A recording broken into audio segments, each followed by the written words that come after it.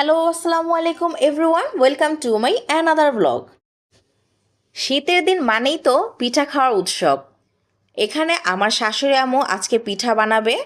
পিঠা বানানোর জন্য এখানে 3 ধরনের চাল নেওয়া হয়েছিল: সিদ্ধ চাল, আতপ চাল আর পোলাওর চাল। আর এখানে 4টা নারকেল নিয়ে নেওয়া হয়েছিল। আজকে আমার শাশুড়ি সবার জন্য পিঠা বানাচ্ছিল। তিনি আজকে আমাদের সকলকে পিঠা বানিয়ে খাওয়াবে। এখানে নারকেল ফেটিয়ে নিয়েছিল, চালগুলো এখন গুঁড়া করা হয়ে গেছে। আর এখানে নারকেলও কুড়িয়ে নেওয়া হয়েছিল।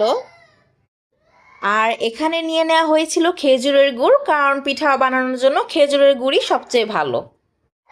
এই তো এখন আমি 1 সেকেন্ডের মধ্যে মিঠাইগুলো গুঁড়ো করে নিয়েছি। আই উইশ যদি 1 সেকেন্ডের মধ্যে এরকম মিঠাইগুলো গুঁড়ো করে নেওয়া যেত।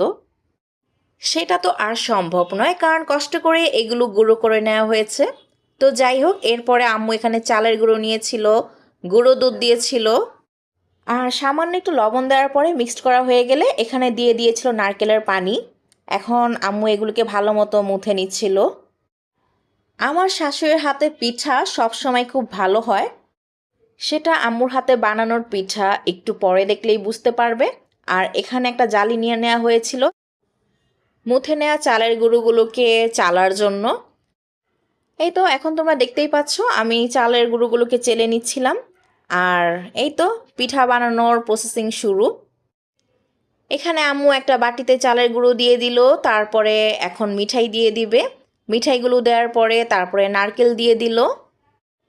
আম্মু এখানে 2 প্রলেপে নারকেল আর মিঠাই দিবে।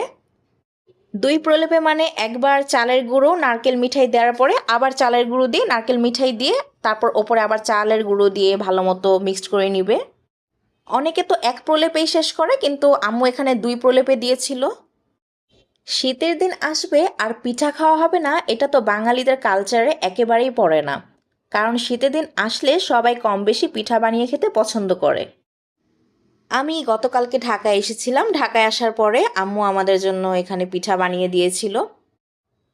অন্যদিকে কিন্তু আম্মু আরেক চুলায় মাটির হাঁড়ি বসিয়ে সেটা দিয়ে চারো সাইডে আটার গুলি দিয়ে ভালো মতো মুখটা আটকিয়ে রেখেছিল, যাতে করে ভাপটা বাইরে বের হয়ে না যেতে পারে। এটা তো তোমরা সবাই জানো। এই তো এখন পানিটা ফুটে আসলে এক এক করে আম্মু এখানে সবগুলো পিঠা দিয়ে দিয়েছিল। মাশাআল্লাহ, পিঠাগুলো অনেক সুন্দর হয়েছিল আর